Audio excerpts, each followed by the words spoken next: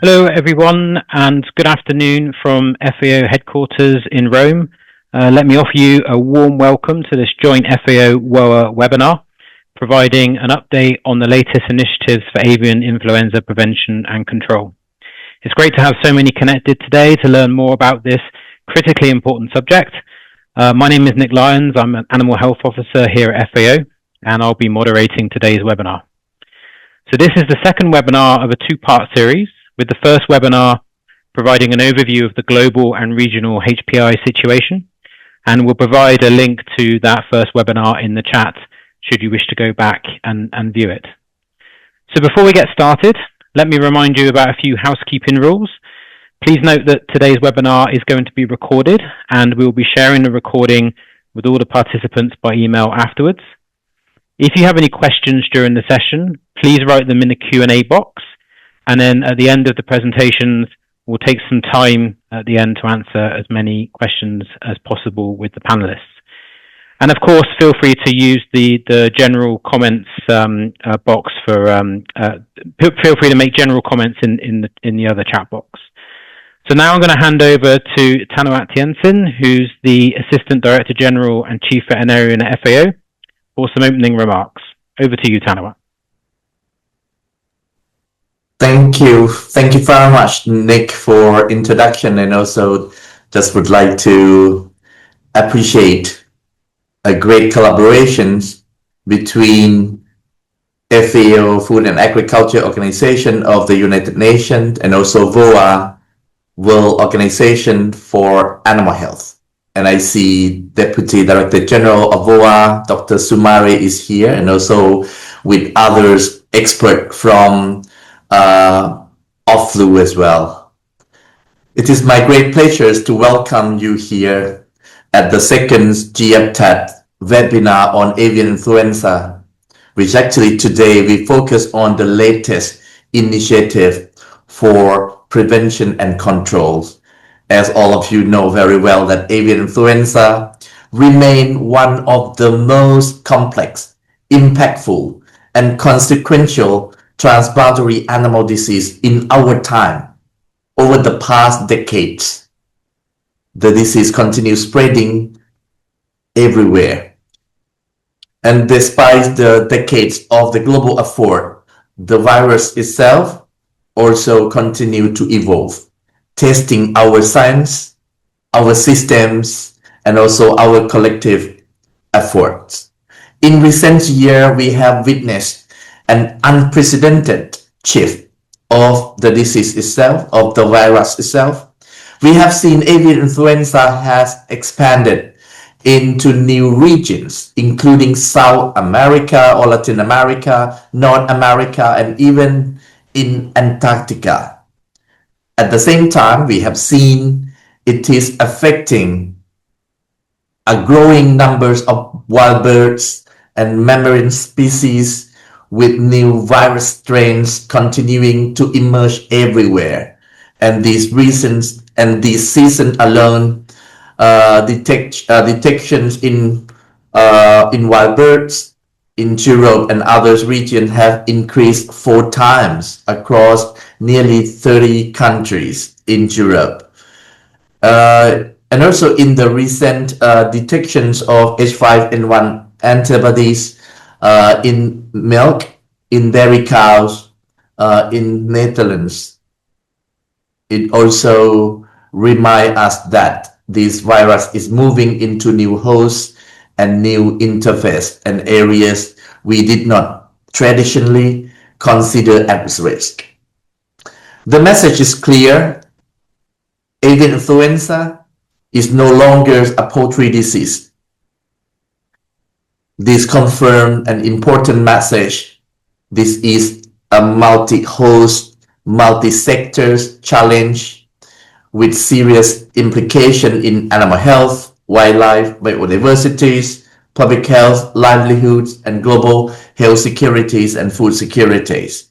And as all of you know, that over the past 2 decades, almost 1 billion poultry has been lost worldwide due to avian influenza outbreak and also for its control measures.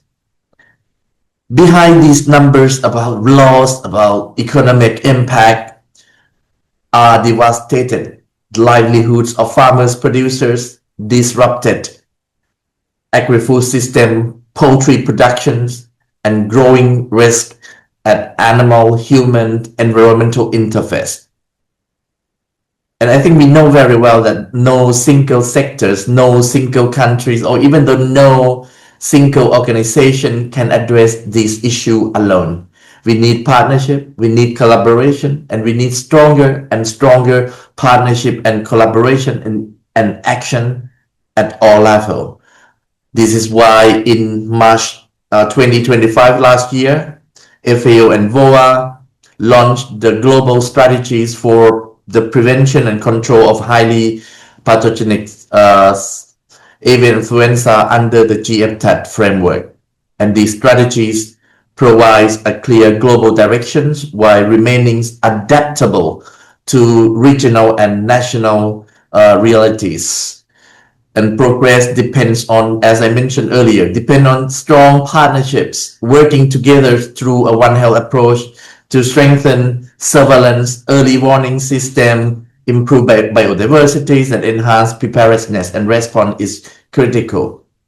And that's why our partnership between FAO, WOAH, with OFFLU, with WHO, with UNEP, with FAO and WOAH reference centers, reference laboratories are essentials for collective progress against avian influenza. Ladies and gentlemen, last year FAO and the Brazilian government hosted the Global Dialogue on High Pathogenicity Avian Influenza in Foz do Iguaçu, Brazil, with over 100 participants from government, industry, academia, and international organizations, including WOAH, clearly demonstrated one thing: meaningful progress happens only when all sectors work together. This is especially critical as the poultry sectors continue to grow rapidly everywhere, and providing the affordable protein, eggs, meat, supporting rural livelihoods, and contributing significantly to national economics. FAO work on avian influenzas is therefore central to our visions of sustainable livestock transformation, building livestock system, poultry system that are resilient, efficient, and equitable, while safeguarding food securities, animal health securities, and livelihoods. And that's why today's webinar, I think, is very critical and very important, and also very timely, that we're going to share the latest initiative from FAO, from WOAH, from OFFLU, and also to strengthen our collective readiness and collective effort and collective collaborations. Looking ahead for this year, 2026, what will happen? Allow me to highlight some initiatives that FAO will launch very soon. The first one is the launch of the Global Partnership Program for Transboundary Animal Disease, GPPTAT, creating a stronger global coordination platform for prevention, preparedness, and response for transboundary animal disease. And we will also continue to working closely with our partners, including WOAH and others.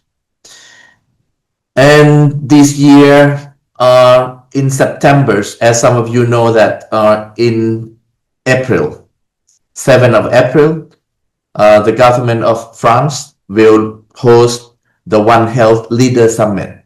But following the Leader Summit, FAO will organize the global conference for actions on One Health in the agri-food system that will take place on 21st to 23rd September in Rome, to showcase the concrete country level actions, demonstrating how the One Health approach is being implemented on the ground at the country level and delivering real impact and addressing complex challenges in agri-food system, including avian influenza. Ladies and gentlemen, let we continue to work together.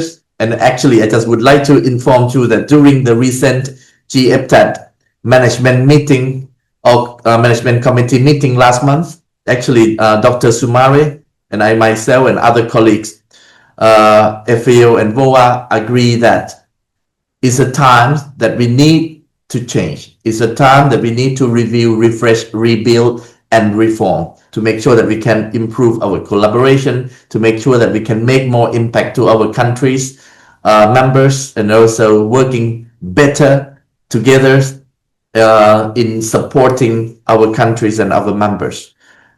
However, many challenges lie ahead in prevention and control of avian influenzas, and that's why One Health approach is critical. And we are committed for better productions, better nutrition, better environment, and a better life, leaving no one behind. And we need all of your support, and we also need your action to see the result everywhere. Everyone take action. Thank you very much. Thank you so much, Thanawat, for those opening remarks. So now we'll head on to the first presentation. So I'm going to hand over to Madhur Dhingra, who is the head of the Emergency Prevention System for Animal Health at FAO, and she's going to deliver an update on FAO initiatives and activities on avian influenza. Over to you, Madhur. Thank you. Thank you very much, Nick. Can you see my screen? Yep, just need to maximize the... Is it in presentation mode? No, not at the moment. Now it is. Now you're good now to go. It is. Okay. Okay, great. Okay, so good afternoon, good morning, good evening, everybody from all over the world. I'm going to give you a brief overview of FAO's latest initiatives and activities on avian influenza. So this is an overview of the FAO's emergency prevention system, and this is our global early warning and response system. Every day, we monitor multiple disease signals that happen all over the world, including of high-impact diseases like avian influenza. We collect data from multiple sources. That includes open source intelligence, that includes official notifications to WOAH. It includes a lot of information that comes from our decentralized offices. We have offices and teams in over 130 countries. So we get a lot of information. We filter out the noise, we verify that information, we triage that information, and we validate all that data. And then we use all this information to support different types of risk management approaches. And that includes, providing regular alerts to countries and regions, monthly epidemiological bulletins. We publish risk assessments when we feel that there is a need to analyze a situation. We communicate risk. We develop policy guidance and technical guidance to support countries in surveillance and response. And then when needed, we also conduct multi-sectoral actions such as joint risk assessments. And often for avian influenza, we do that with WHO, with World Organization for Animal Health, and we also involve the Convention on the Conservation of Migratory Species, because often there's a wildlife dimension involved.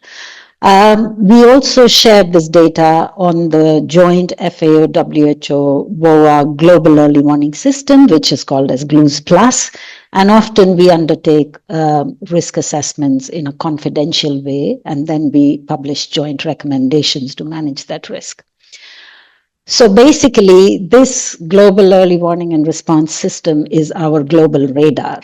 This supports the monitoring, the analysis, the risk communication, and eventually the management of all these risks on avian influenza,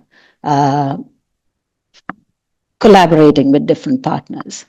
So on the right, you can see the latest alert which we recently sent for Africa, and there's another alert for the Asia Pacific region, which is under publication. It will be out soon.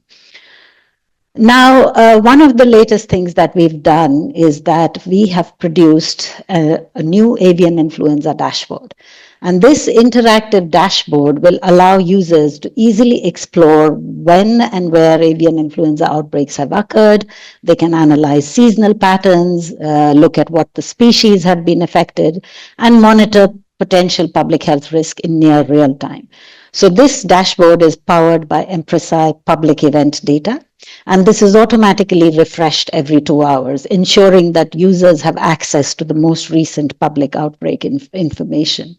And it supports situational awareness and also risk monitoring. This is a data-heavy dashboard, so it is best viewed on a personal computer. So let's walk briefly through some of the few key tabs to demo how it works. So in the recent re-emergence of H5N1 tab, you can follow the geographic and chronological evolution of H5N1 at the global level, see all the species which have been affected, both avian and mammalian populations. And in the global knowledge on the AI vaccine tab, the dashboard brings together all the publicly available information on AI vaccines presented by the countries, helping users to quickly understand the current landscape of vaccine availability and research. So this dashboard will soon be available through our animal health website. Another tool that we have recently developed is the Avian Influenza Decision Support tool. Now we know that the intercontinental spread of HPI is mainly driven by wild bird migrations and movements. And where HPI circulates in wild birds and there is an interface with poultry, we usually see a spillover. So we combine the spatial data on wild birds, on poultry density, HPI outbreaks, and we produce this decision support tool. So more than 60 baseline hotspots maps have been produced for Africa, Asia, and Europe, and also the Americas. And now this tool also integrates seasonality, migration routes, and it has allowed us to identify regional hotspots. And then we go to the country level and we validate these hotspots at country level. So the next steps include scaling up country level validation and implementation. So there's a workshop which will happen in Guinea next week, and also there was a workshop that was done in Ghana last year as well. So ultimately the goal is that this should enable real-time risk monitoring, and then countries can adapt their surveillance and preparedness plans accordingly. Okay. Now, as I mentioned earlier, that FAO country offices are operating in more than 130 countries. And in many of these countries, we provide technical assistance, strengthening early warning, surveillance, preparedness, and response to avian influenza. So this includes the provision of tools, digital surveillance tools, such as the Event Mobile application, improved data management capability building, and also supporting the interoperability of different types of databases. I already mentioned the forecasting tools, which then support preparedness. We support countries in developing and improving national surveillance plans, contingency plans, and we also help them to plan and implement active surveillance in high-risk environments, such as live bird markets. We supply laboratory equipment, we train them in diagnostics, and we provide extensive trainings for veterinarians, laboratory personnel, and also farmers in good biosecurity practices and methods of managing avian influenza. So I just want to give a couple of examples. As an example, in Cambodia, FAO supported rapid diagnostics and real-time sequencing, which enabled the confirmation of H5N1 cases within 24 hours. And this is a significant improvement because it used to take several weeks before. In Vietnam, FAO has supported rapid response teams to quickly identify a novel bird flu strain which was infecting big cats in 2024. We have the Emergency Management Center, which works with countries on strengthening their preparedness and response capabilities.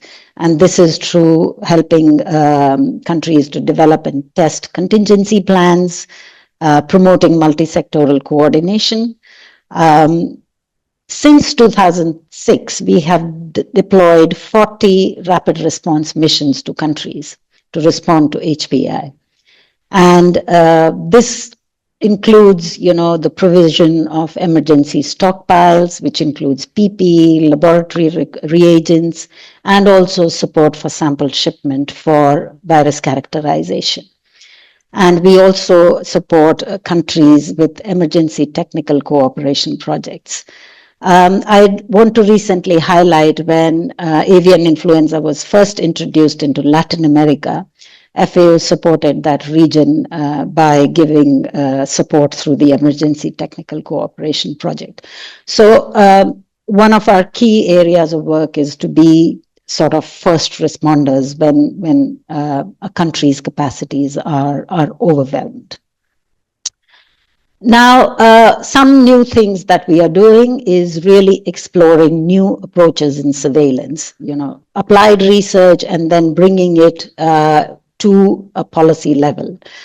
So one of the areas of work is continuously improving testing and diagnostics in the field. So this includes new ways of sampling, such as air sampling, wastewater sampling, different from traditional live bird sampling, sampling in remote areas or challenging areas, using drones, because this also protects the people who are doing the testing and sampling.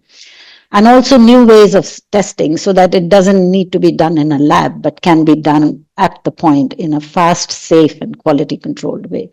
So one example is the portable PCR, or the pocket PCR, which we call it. It's been validated for flu A, H5, H7, and it's already been used in the Mekong region. So Vietnam officially has adopted it as part of its algorithm for H7N9. It's used by in Cambodia by the rapid response teams to quickly detect on the field and apply movement control protocols. It's being used by Lao PDR at points of entry. So all these new ways really help with reducing turnaround times for early detection. We are also exploring new ways of using integrated indexing and field-forward bioinformatics for that purpose, and the use of next-generation sequencing and metagenomics. FAO has a joint center with IAEA. We call it the Joint FAO-IAEA Center for Nuclear Techniques in Agriculture, and nuclear and molecular techniques. And some key activities of that center are really capacity building of veterinary laboratories. There's a vet lab network that operates around the world. And through the Joint Center, there is an annual program for next generation sequencing workflows, bioinformatics pipelines, phylogenetic analysis. The center has run specialized training courses. In 2024, it was for specific focus on avian influenza. They also deploy field support missions, especially when applied research has to be sort of validated in the field, especially the qPCR and family-wide PCR and nanopore sequencing assays deployment. And they, again, also support a lot with virus characterization, testing of non-traditional sample types, and also improving biosafety and sample handling protocols. They have also been working on a candidate inactivated vaccine against low pathogenic and high pathogenic avian influenzas through irradiation. Now, another area of work is enhancing biosecurity in value chains. So FAO developed the Progressive Management Pathway for Terrestrial Animal Biosecurity, which is a bottom-up approach to managing biosecurity with the producers, with the local actors, to co-create solutions on biosecurity that are fit for purpose. Currently, we have a community of practice which involves more than 500 members from 70 countries, and we collaborate very closely with the World Animal Biosecurity Association, which was launched in 2025. And with WABA, we exchange a lot of good practices, lessons, and we scale these across the community and apply them in countries. So now we have an avian influenza toolkit, which includes all the essential FAO resources on avian influenza gathered in one page. You can scan the QR code and you can access all these resources, and this is updated regularly. FAO has a network of more than 70 reference centers, and of those, 7 of those are on animal influenza, you can see here. And the latest one that was designated is the LFDA in Brazil, and I'm very pleased to see our colleague who has joined the webinar as well. So these reference centers, they provide high-level scientific and technical support to FAO member states, advanced diagnostics, reference materials, protocols, trainings. They are also part of the OFFLU network, and really they are our go-to people when we need technical guidance on any important matters related to early warning, detection, diagnostics, vaccines, etc. In addition to all the different types of trainings I mentioned, FAO has a network of virtual learning centers, and we have 3 types of courses on avian influenza that we have developed. So one is the self-paced online course on avian influenza, and this is available free of charge. You can just register and go through the course. It's available in English, Spanish, and Portuguese.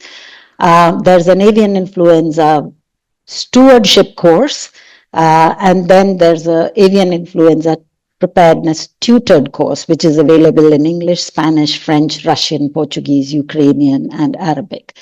And these courses, the tutored courses run at specific intervals, whereas the open access course can be accessed at any time. Now, we don't do all of this alone. We are a global convener, and our role is really to gather all the evidence, this latest scientific research, and then use it for policy development, for strategy, for technical assistance. And we are a continuous driving force. So we had the big global consultation on HPAI in 2023. Then we had a big OFFLU meeting in Rome in 2024, and we realized that the strategy for avian influenza needed to be updated in the light of the latest development. So as mentioned, we launched that strategy, the new strategy, 10-year strategy, in March 2025. We also regularly provide updates to FAO members on avian influenza because our members need to know what's happening around the world. Now, as I mentioned, we do this with a lot of partners, and I'll mention some of them again. You know, I mentioned the reference laboratories. We have the OFFLU network. We do this with WOAH under the GFTAD's GFTAD's framework, and there is a HPAI working group.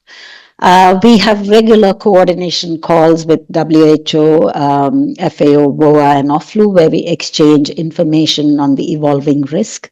And then we regularly contribute to the risk assessments that are done by WHO, and sometimes we deliver joint statements as well to inform the public about how the risk might be changing.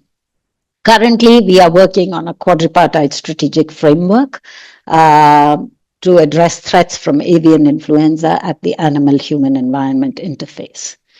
Now, all of this has resulted, as I mentioned, into the development of the strategy.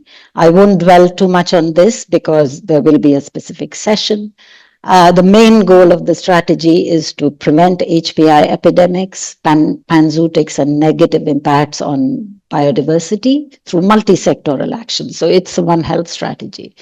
To protect poultry value chains, livelihoods, trade, and the health of humans, ecosystems, and other animals, and to really transform the poultry value chains so that they are sustainable, they're more resilient, they're more safe, not only to avian influenza, but other diseases as well. Thanawat mentioned the global dialogue in HPI because we realized that this strategy can only be successful when all stakeholders are involved, and that includes the private sector. So this dialogue, it was a science policy private sector dialogue which was held in September last year, and more than 500 stakeholders came together in person and online to address the global threat of HPI. And that included a very strong participation from industry and private sector groups. And out of that came the Iguazu statement, and the QR code is here.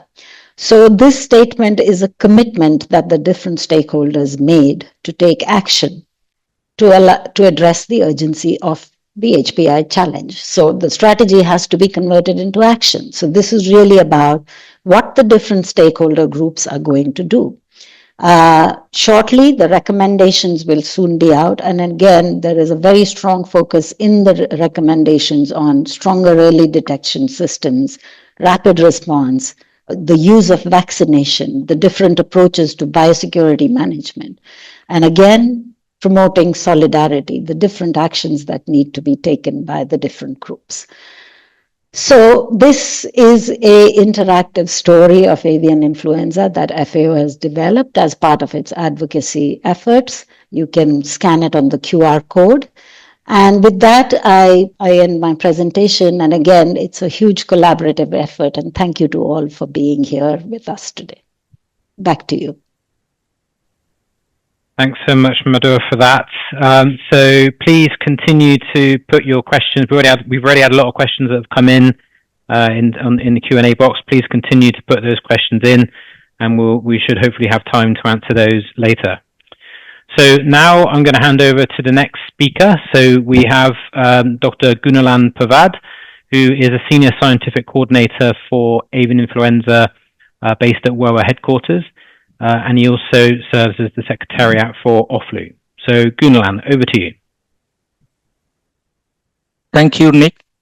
Good morning, good afternoon, and good evening to all of you who are present on this webinar. So it's my pleasure to provide a presentation on the update of WOAH initiatives and activities on avian influenza. So I will base my presentation to provide on the update of WOAH activities based on the WOAH's core mission for avian influenza on transparency, that is the management of animal health information, and the development of international standards on the monitoring of implementation, and also capacity building for animal health professionals and experts, and also the development of global strategies and in-country support to roll out the standards and guidelines.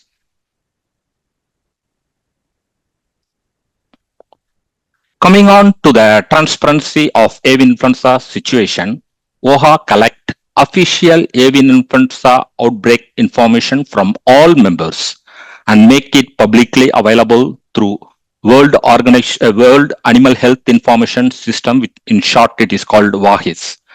Currently, in the WOAHs, we have these three categories of avian influenza that needs to be reported by members. You can see in the slide the infection with high pathogenicity avian influenza viruses in poultry, and the second category is the infection of birds other than poultry, including white birds with the influenza A viruses of high pathogenicity. And the third category is the infection of domestic and captive wild birds with low pathogenicity avian influenza viruses having proven natural transmission to humans associated with severe consequences. So, moving more details on the WOAHs platform, the WOAHs system has two primary components. The yearly warning system, which is the alert messages comprising the immediate notifications and follow-up reports. So you can find in the WOAHs platform all the immediate notifications and follow-up reports that has been supplied or shared by the members in the three categories. And also we have the monitoring system, which enables the monitoring of avian influenza over a period of time, whether there is presence or absence of the disease in a country over a time. So this information is also available on the WOAH platform, and we have the annual report compiling what kind of disease and control measures applied by the members on avian influenza. And in the WOAH platform, we have dashboards and facilities where you can create maps on quantitative data, disease situation, and control measures. So these all the features are also available, and it is quite interactive. To also raise awareness on the evolving status of HPI at the global level, based on the information submitted to WOAH, WOAH also separately, in addition to the WOAH platform information, also produces HPI situation reports, which are published monthly and accompanied by short videos, which are diffused across WOAH's global social media channels. So you also, if you are following avian influenza, you also know about the current situation of the HPI in cattle. So WOAH also continues to pay close attention to the situation of the infection of bovines with the influenza A viruses of high pathogenicity in poultry. So this situation in cattle was classified as an emerging disease according to the Article 114 of the Terrestrial Code, and all members are required to notify HPI cases in bovines as an emerging disease from the 1st of April 2025. The infection with the HPI in other mammals should be reported as per Article 115. So for the case definition and the HPI in cattle, so you can scan the QR code, you can see the case definition, detailed case definition, which helps members to report the HPI cases in cattle.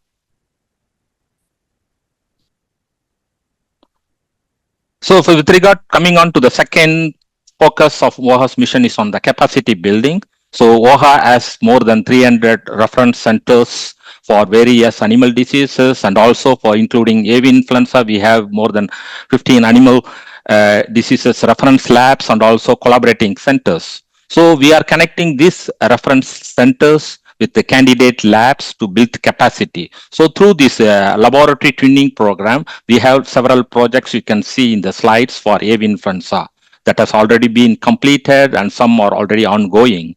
So the aim of this laboratory training program is to foster a more balanced geographical distribution of advanced expertise, allowing more countries to access high quality diagnostic testing and technical knowledge with their own region, thus facilitating early disease detection or confirmation and rapid control.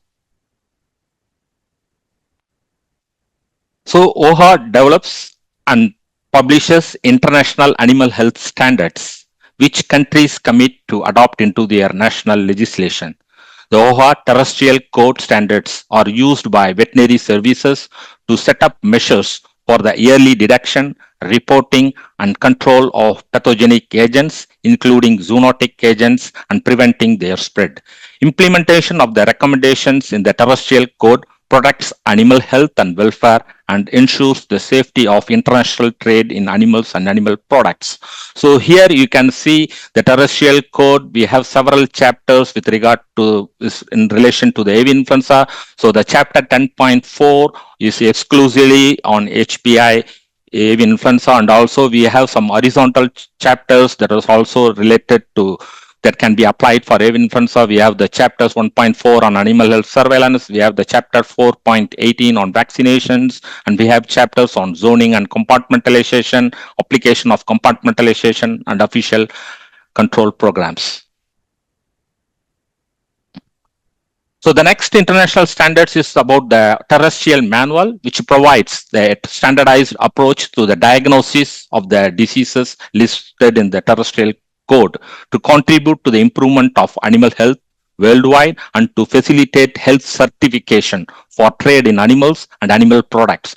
It also provides internationally agreed diagnostic laboratory methods and requirements for the production and control of vaccines and other biological products. So you can see we have a chapter exclusively on HPI on the manual chapter 3.334, so which was recently updated to include more information about the HPAI cases in cattle, how to diagnose the HPAI cases in cattle and other mammals. So this you can see the updated version available on the OHA website, and through the QR code you can access the manual information of this chapter.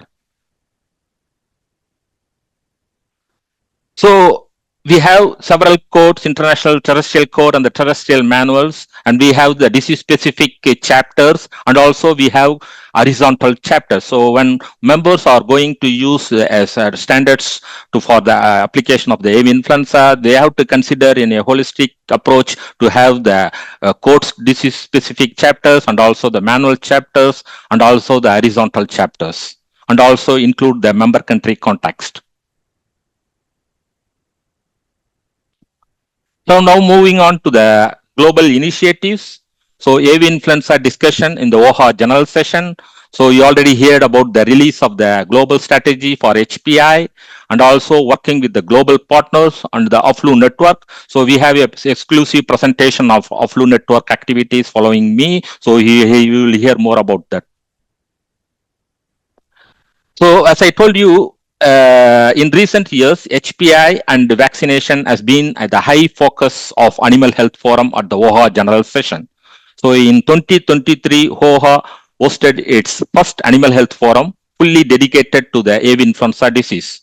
So following the forum, the delegates adopted a resolution which serve as a basis for shaping future avian influenza control activities, and also protecting wildlife, and also supporting the poultry industry and the continuity of the trade.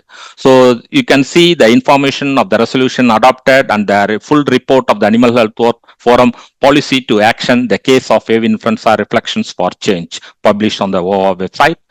And also again in 2025, OHA hosted an Animal Health Forum on veterinary vaccines and vaccination. It recommended that members should consider strategically using vaccination as a complementary tool to contribute towards sustainable disease control. So again, we have a resolution number 29 adopted in the general session, and you can find these resolutions see in the website.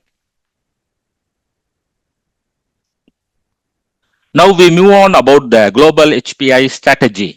So in response to the evolving global ecological and epidemiological landscape, in collaboration and support from OHA and FAO and OHA under the GFTAT program, have unveiled a new 10-year strategy, that is from 2024 to 2033, aimed at preventing and controlling HPI.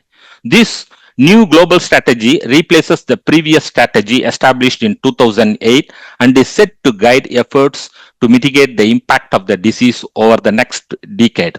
So you already got mentioned about the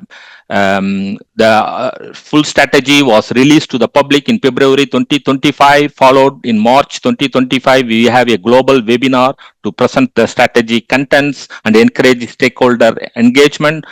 And following months from April to September 2025, we presented this new strategy in various regional meetings in Asia Pacific, Europe, Africa, Americas, to inform all the stakeholders.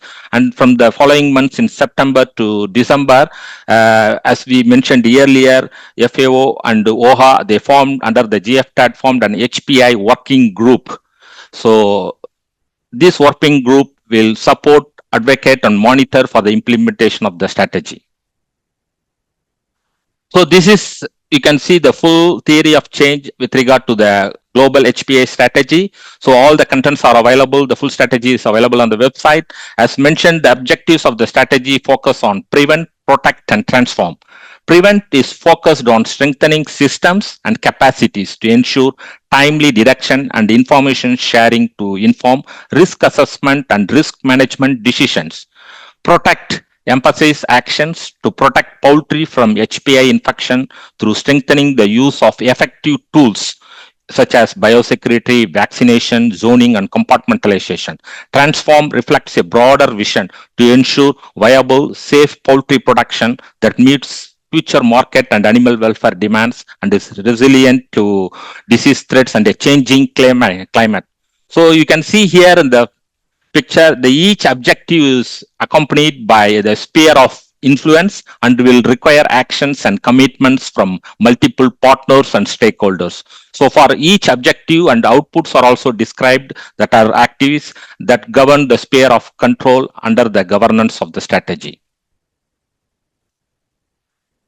So I mentioned about the HPAI working group. So this HPAI working group is aiming to advocate and support the coordinated implementation of the HPAI strategy. So we will get inputs from the OFFLU network, CMS, FAO Wildlife Task Force, GLUES Plus, Pandemic Fund supported projects, regional trends, and also we try to inform the development of coherent joint positions on control strategies, vaccination approaches. This working group will promote the multi-sectoral communication and risk information sharing, particularly with the WHO, and also it will support resource mobilization and strategic efforts. So I now move on to the technical guidelines that are all recently published by WOAH. So in the top, you could see the guidelines on mitigating disease transmission risk at the livestock interface to facilitate safe trade. So you can see some of the transboundary animal diseases such as African swine fever, avian influenza continue to spread worldwide with serious consequences for animal health, trade and livelihoods. So these diseases are endemic and the infections can pass between wild and domestic animals that are difficult to control because of the complex factors and the risk pathways involved. So these guidelines offer practical approaches for reducing the risk of disease spillover between wildlife and livestock populations. So the next guidelines, this published in January 20. So also the above one is also published. We already had an exclusive webinar completed on 15th of January. And the second guidelines is about the surveillance of high pathogenicity avian influenza for smallholder poultry systems in resource limited countries. So this guideline is also published in January 2026. So you stay tuned to have this launch webinar is planned on 25th of February. So this guidelines is about low and middle income countries world face several changes in preventing and responding to HPAI outbreaks, particularly among smallholder poultry systems, that is the backyard.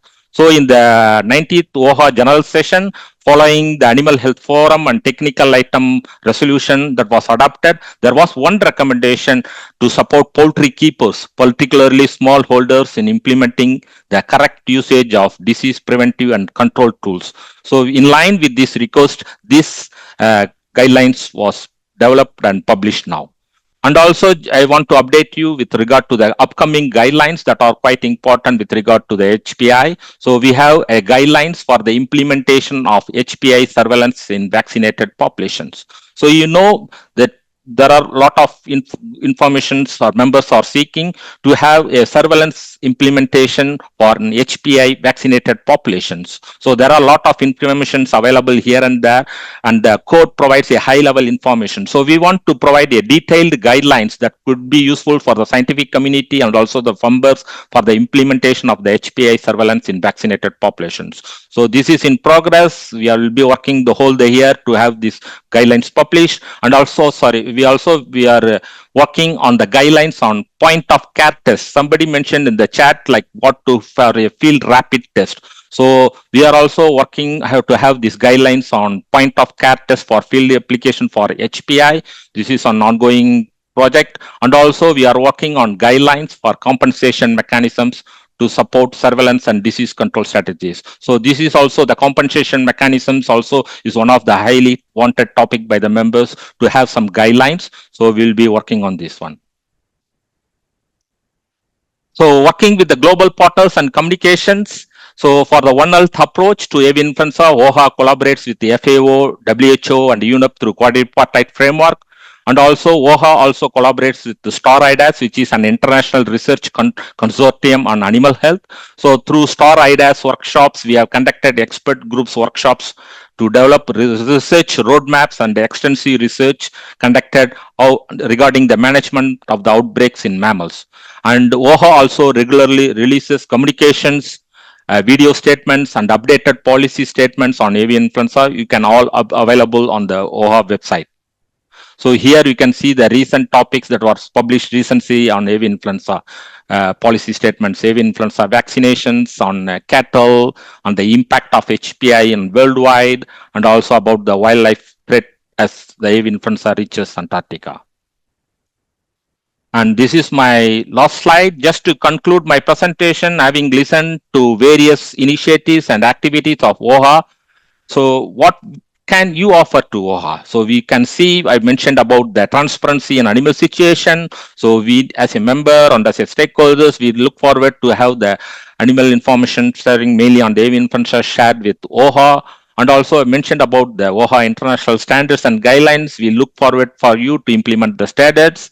And as the science advances and goes, we will need to generate scientific evidence to improve our standards policy. And here I stop. Thank you for your attention. Great, thanks so much, Gunalan, for that presentation. So now I'm going to hand over to our last presenter for today.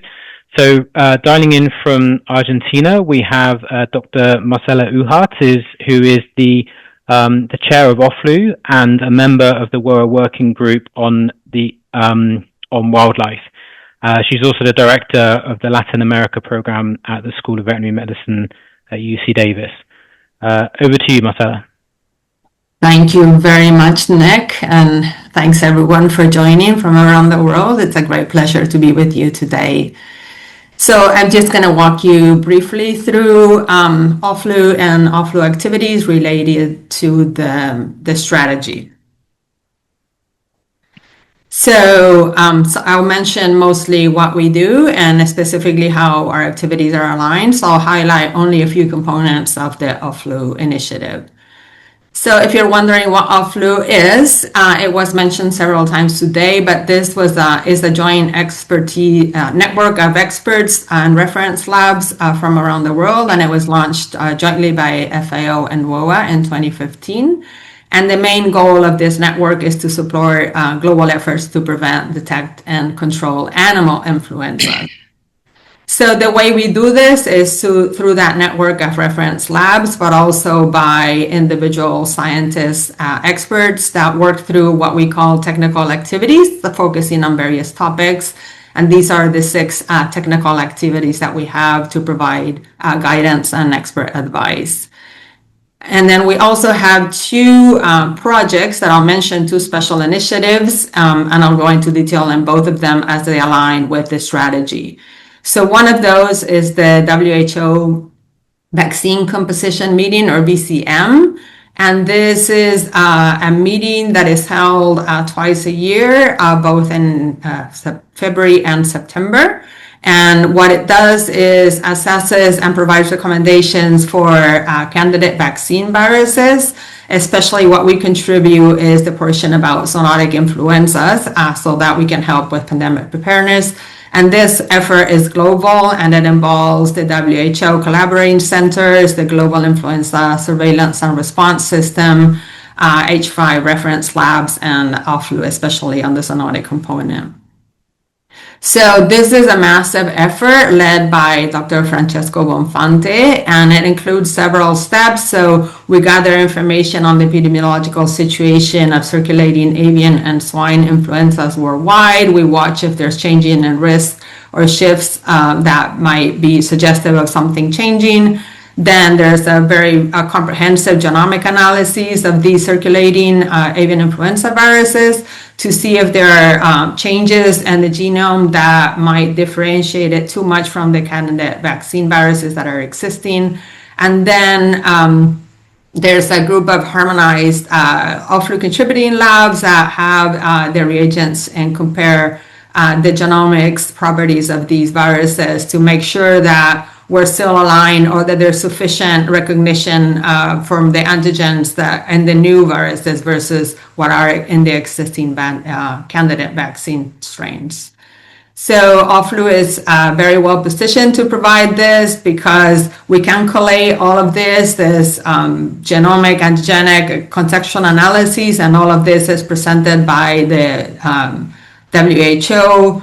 annually, so that there's this big compilation of zoonotic influenza report that is put out, and we contribute all of this technical information. And one important thing or two is that we compile information that is existing in WOAHs and Empress and other public databases or contributions from countries, but we also seek collaborations. All of this is done in confidentiality, and it does not impact academic use. And there's always clear acknowledgement of all the submitters of information. So when you get emails, when we reach out to you requesting for maybe on public genomic sequences, please share them with us so that we can actually include them, so that we have actual timely surveillance going on. The other project that I mentioned, this is led by Dr. Ashley Banyard. This is the Avian Influenza Matching Project. This one was launched in 2022. And the aim here is complementary to the previous one, so that this is looking for candidate vaccine viruses, but for just to kind of make sure that what the viruses that are circulating are actually effectively covered by existing vaccines, and then signaling whenever there's a discrepancy there and there may be needs for changes and updates in existing vaccines. So what we provide is this antigenic data on circulating strains and how we can make those changes so that vaccines remain efficient efficacy. So there are several steps involved in this. The AIM project chooses some of the H5 vaccine strains that are out there and builds antibodies specific to that. So these are the reference reagents that are then used. Then we compile the information about circulating strains and identify their genetic diversity to make sure that, or to see how different they are from what's included in the vaccine strains. Then these viruses, the newer viruses, are sent to the reference labs so that they can use those reagents and comparing to the antibodies and the efficacy in neutralizing vaccines, viruses versus new virus strains. And when there is discrepancies or the viruses are diverging too much, they're circulating, then there's a need for updating vaccine strains. And all of this is presented via OFFLU to all the network and stakeholders. So we've done a lot of effort. I mean, we as the global this team has done an amazing effort so far of testing over 150 current H5 bird flu viruses, using a very large panel of antibodies to see how well they match with vaccine strains. And what we're seeing globally now is that some of these 2344B viruses, which is the dominant clade nowadays, are actually diverging a little bit from where the vaccine strains were. So there's potential for not very consistent coverage there. So there's possibly a need to update many. And also there are discrepancies as these viruses evolve and diverge in how effective they'll be in different places. So also, as you know, the strains continue to move through wild birds, they remain fairly stable, but when they enter poultry, there's an increasing shift in those viruses to escape immunity. So then that has to be monitored and controlled. And I think this project allows, it does actually provide a very clear picture of how H viruses are changing and how well we are or not prepared in the poultry sector with these poultry vaccines, so that we can fill those needs. And we have next steps identify will we expand the geographic inclusion or coverage right now, and hoping to involve new labs and maybe expand to H9 viruses. So these two projects or components are very complementary and actually help us put One Health in practice, where we have these matching vaccine design guidance that we propose both for zoonotic influenzas and then also for poultry influenza specifically, and how they both combine and inform each other. So then one thing I did want to point out is that I don't know if anybody's aware, but we have very big limitations in sequencing worldwide. So you can see in this map the contributions of genomic sequences from around the world.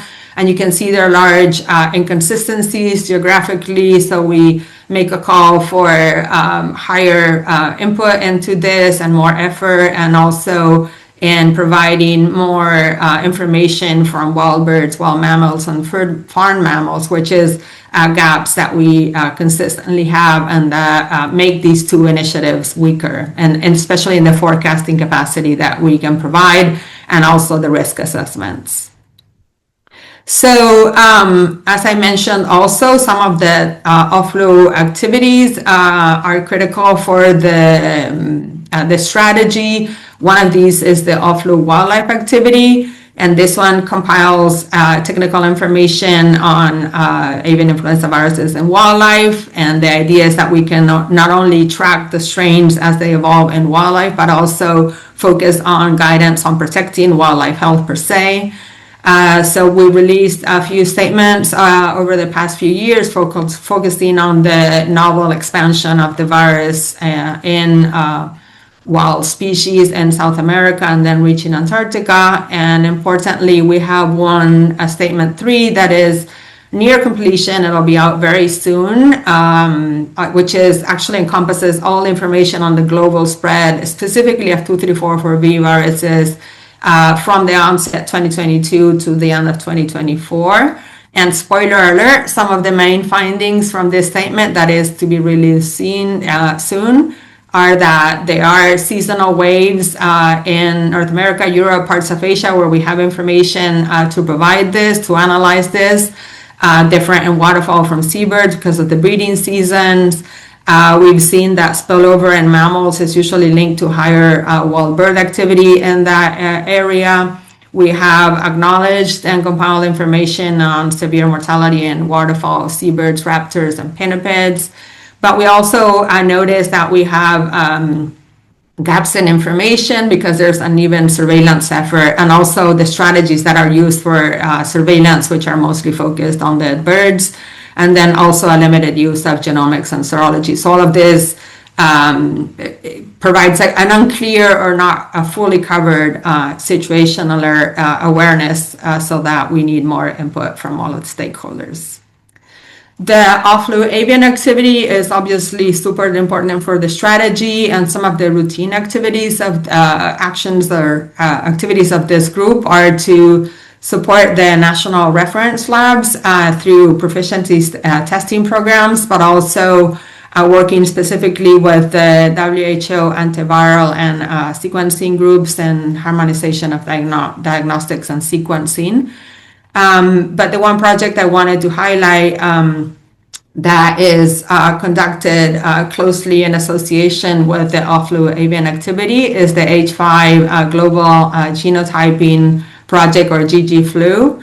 And this is an effort led by Tommy Lam and Zui Zong of Hong Kong University with input from the technical activity. And this races mostly from the different names and systems that are used regionally to track the genotype's evolution, so how these viruses reassort. And because of those potential changes, the capacity that they have to and their impact, then we need to make sure that those different systems talk to each other well. So as I said, these systems are tailored to specific regions. So there's the general flu in North America, and then Gen N2 in Europe, etc. But sometimes we don't have a proper classification for South American viruses. And what happens sometimes is that these systems give names to the viruses that are kind of similar but different, and they mean very different things. But what happens now is that nomenclature makes it really hard to make cross-system comparisons.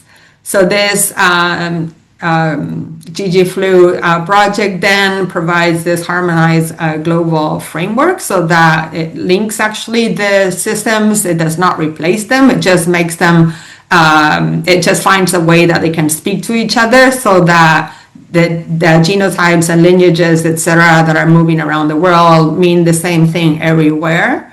And this is obviously very important so that we all talk the same language in surveillance to make vaccine decisions or to respond to outbreaks.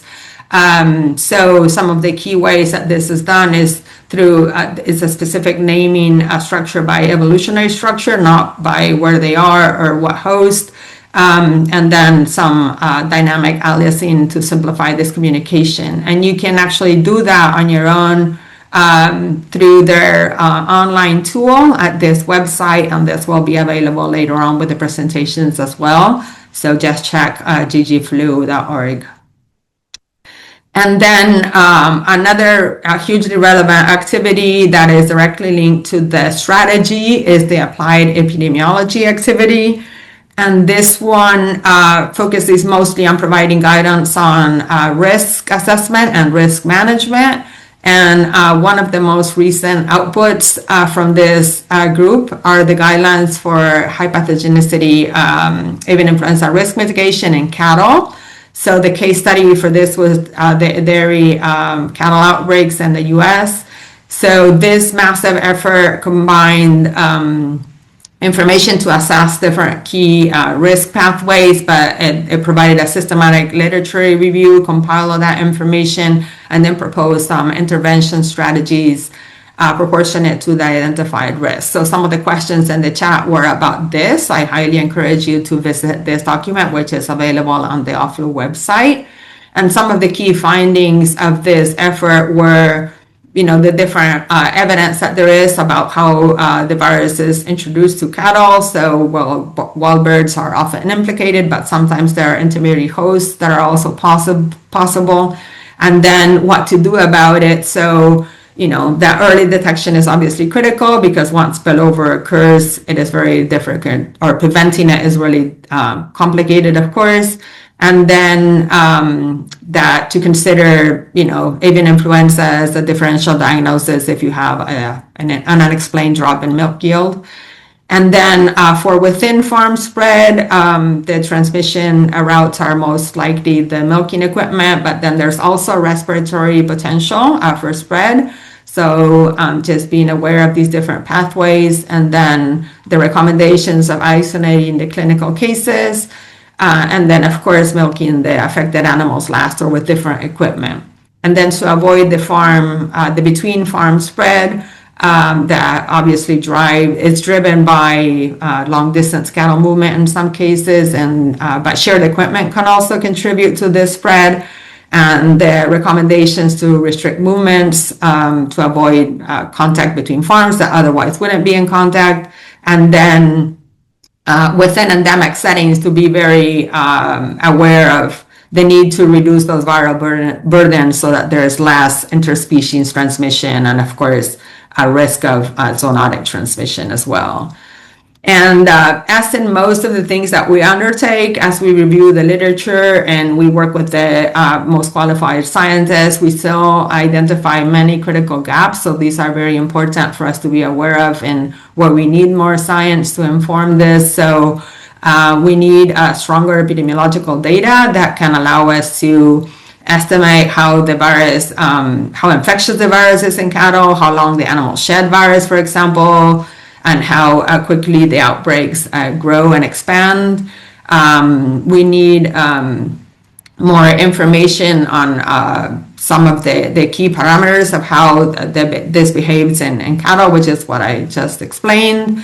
But then also the behavioral factors, because this is very important. So how do affected premises or farmers decide about reporting, how keen they are on restricting movement or being compliant with different recommendations, etc. So all of these are further assessments that need to be integrated to make this a more comprehensive and useful tool.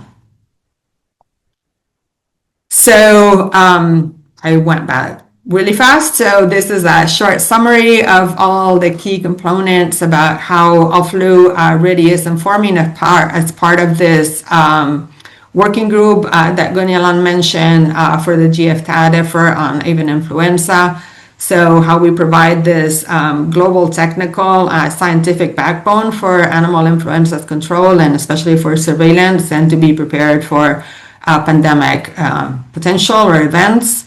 That it is important to recognize that the technical efforts within OFFLU are multidisciplinary and that this is what is needed to address avian influenza and its complete complexity.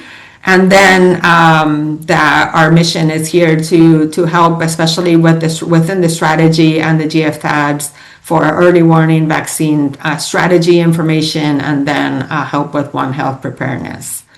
So you can find more information on OFFLU, our website. It was redone and relaunched last year, and it's got a lot of useful information. So keep watching there as we provide normal updates and regular updates and new documents and information that you can find there. Of course, we acknowledge always, and we recognize, and I want to acknowledge here publicly all of the colleagues and contributors that help OFFLU happen. Again, this is all volunteer contributions from animal influenza experts worldwide. And with that, I'll just be available for questions. Thank you. Thanks, Marcy. That was great. It's great to hear about all the fantastic work that OFFLU does, and both FAO and WOAH really appreciate the work that you do. Okay, so that's the end of the presentation. So now for the Q&A, I'm going to hand over to Gregorio Torres, who's the head of the science department at WOAH, and he's going to take us through the Q&A. So Gregorio, over to you. Thank you very much, Nick. Thank you, dear speakers, for this super comprehensive information about the level of activities we are doing and we are all doing in a coordinated manner with the scientific network. And thanks for the almost 500 participants that already posed quite a lot of questions. So we've been trying our best to answer your questions in writing. So if you don't see the answer live, please go back and you will get the answer over there. So we got quite a lot of questions. Not much time, so I'm going to try to be as efficient as possible and asking our dear speakers to also be short and brief in your response so we can try to cover as much as possible. One of the questions that came out several times is about the role of the environmentalist in all the activities we are doing. In particular, they are asking how we are integrating the experts from the environmental sector in our activities, and also some question integrating into the global strategy. So I suggest, Madhur, Gunelan, you explain a bit more how the environmentalists are integrated into the global strategy, and probably Marcela can make a point on how OFFLU is integrating that. So Madhur, over to you, and then Gunelan. Thank you, Gregorio. I think, yes. So I want to start first. There was a question about UNEP as well. So UNEP is involved. But it is involved through the Convention on the Conservation of Migratory Species and Wild Animals. So it's called the UNEP CMS. So since 2006, FAO and CMS co-convene a scientific task force on avian influenza. And this group of partners comes together. It includes BirdLife International, Ramsar, and many other environmental agencies.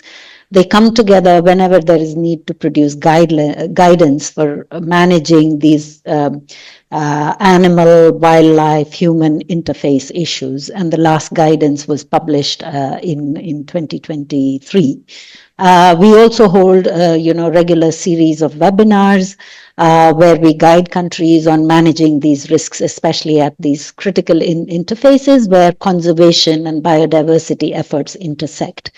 I'll stop here, but I will let my other colleagues add more information, and we'll put some links in the chat for those webinars, etc. Thank you, Madhur. Gurenan? Yeah, I think Mathur has rightly pointed out that we have started collaborating with the UNEP, keeping in with to increase the environmental interface also. So we have the CMS Wildlife Task Force, which meets regularly and try to update information. Also under OFFLU network, I think Marcela is there going to tell. We have the OFFLU Wildlife, we call as technical group, where we have also the experts. So I think at constant intervals, we feel the importance of environmental is also contributing to the HPAI prevention and controls. Yeah. Thank you, Gunelan. Marcela, any recent experience of working with environmentalists in your field of work as OFFLU chair? That's what I represent. I think so. Yes, I think we at OFFLU, especially from the technical scientific point, we are very comprehensive in our approach. We do have that wildlife technical activity, but also embedded within all of the actions and the projects. We all participate as equal as, this is multidisciplinary again. The strategy, of course, was contributed to, embedded by all the people in the wildlife sector that participate in this initiative. So we looked through it all and made our contributions, so everything's acknowledged there in a true One Health spirit. So again, all of this is done in this One Health spirit, and I think this is a really good example of how we put that into practice. Thanks, Marcela and colleagues. Let's try to move to vaccination. That also tried to bring quite a lot of questions around the information you provide today to all of us. There was one specific question about any platform where the efficacy of high pathogenicity avian influenza vaccines is available, and if this any information of field trial. So Marcela, now that you got the floor, Lorcan already mentioned something about the AIM project, but you might want to elaborate a bit more on how this thing will fit into the vaccine strategy. Marcela. Yes, so definitely the AIM project is specifically looking at that. So looking at how current virus strains evolve and how those new viruses and those new genotypes actually match existing vaccine strains. So whenever there's a discrepancy, we test it just to see if there's a discrepancy or not, and if the current vaccines offer coverage. And if they don't, then that is acknowledged, and then these recommendations are made for updating those candidate vaccine strains. So all of this is available through the AIM project technical reports, and my understanding is that those are available through OFFLU and can also be provided to any interested member or stakeholder that communicates with the Secretariat through Gunyalan. Thanks. Thanks, Marcela. And you colleagues, you probably have seen also in the chat some example of countries successfully implemented vaccination. So you are more than welcome to contact us, and we can put you in contact with these countries that they can share this practical experience. Gunelan, still on the vaccination topic, there was some interest on the guidelines that WOAH is going to produce to support countries in implementation of the standard of surveillance in vaccinated population. There was some concern about the timeline, so if you can share a bit more about what is the timelines we are working on, and also how this link to the current international standard. Gunelan? Yeah. Thanks, Gregorio. So vaccination in the terrestrial code is already recognized as a complementary tool that could be used by members without any trade implication, and in the sense the member countries through absence of infection in vaccinated populations.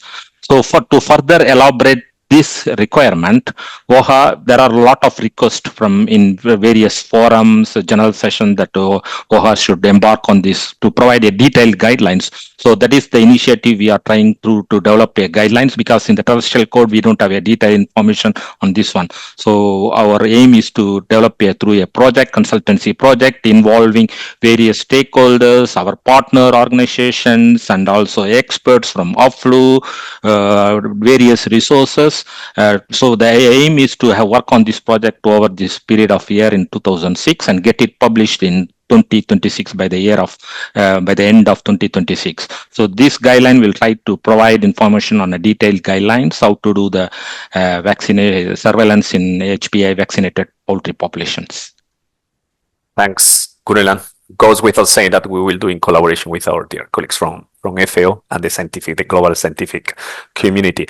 Madhu, there was some question that you respond live about the difference between WOAH's official reporting to WOAH's GLUES, the platform that everybody was quite interesting on this platform, on this dashboard. Congratulations for that. It's going to be very, very useful. Can you clarify it a bit more how every system works together and doesn't really duplicate any efforts?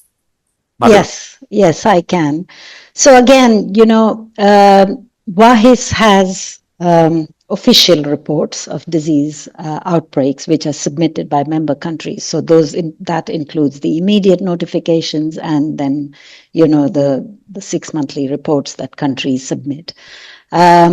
So EMPRESI leverages the WOAH data, but it also contains other data streams from FAO member countries. As I mentioned, we have our animal health teams present in many countries, and we receive a lot of information confidentially from them as well.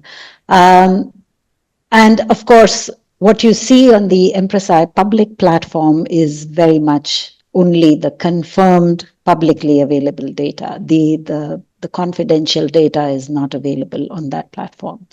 GLUES Plus, which is a platform to share information between 3 organizations, FAO, WOAH, and WHO, that is a confidential platform. So what we do is when any agency receives any signal about something unusual event, either happening in humans, which might be linked to something that's happening in the animal populations, there is an alert. That's an alert mechanism where the data is confidentially shared between the 3 organizations. And then we also reach out to each other to say, hey, we heard about this. Can you investigate through your team present in this country? What's happening there? So that's a confidential information sharing mechanism between the 3 organizations on unconfirmed or evolving events. And, as we sometimes investigate those, and once we have confirmation, we can make them public as well. And the GLUES Plus team sometimes also undertakes rapid risk assessments on events and publishes them. We'll soon be launching this updated platform and the updated website. So keep your eyes peeled and more to come on that. Back to you, Gregorio.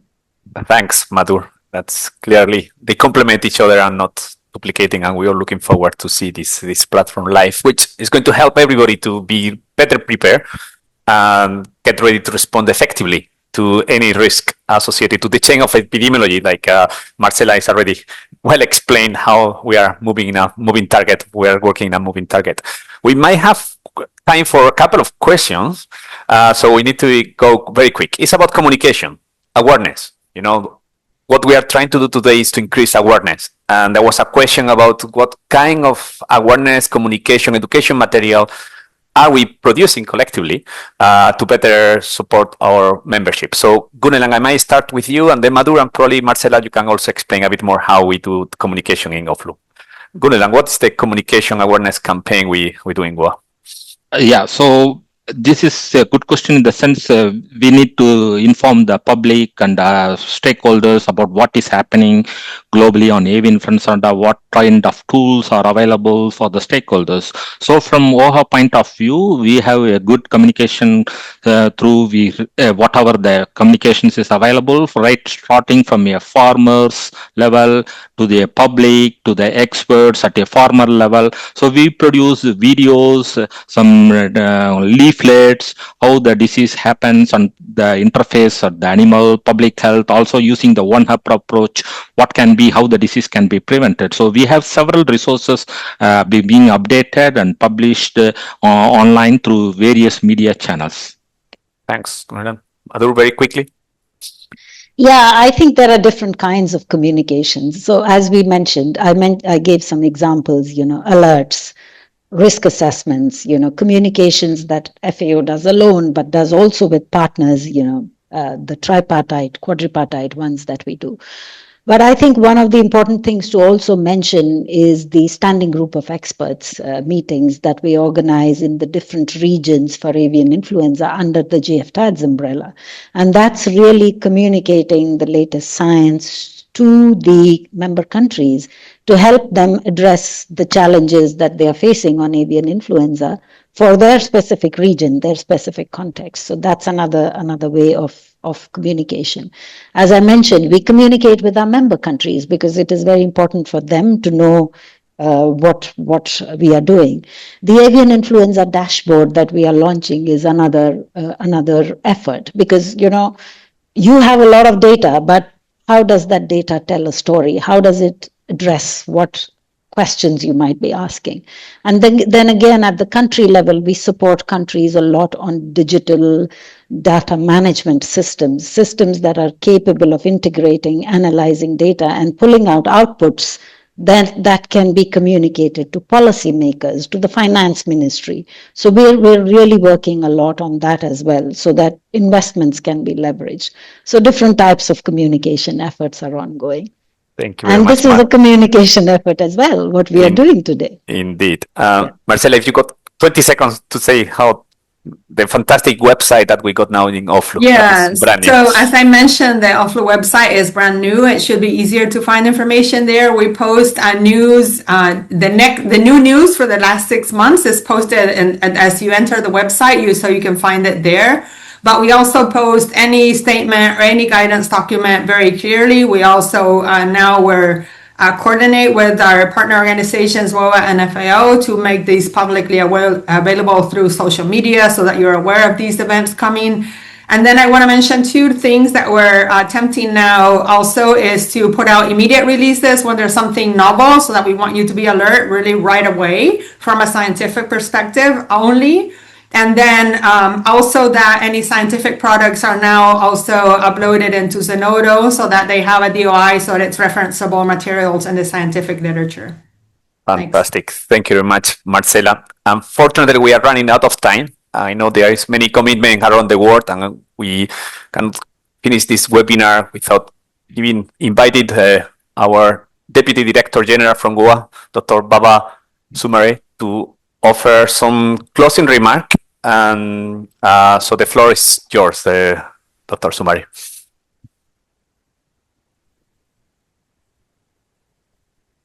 Thank you very much, Gregorio. Thank you, colleagues. I think you will all agree with me that we just had a very rich, very informative, and very useful webinar to share updates on the latest initiative on avian influenza prevention. And for that, I want once again to commend our teams, both from FAO and WOAH, for the good synergy in organizing once again another very successful webinar on HPAI under our collaborative framework, GFTAT, which is another illustration, I would say, of its relevance. Let me also thank you all for making time to join and contribute to this webinar.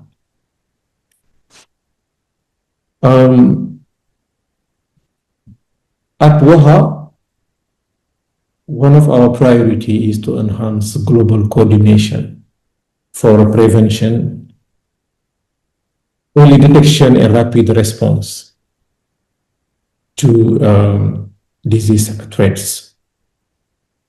So we believe that early detection remains one of the most powerful tools we have to reduce the impact of HPAI.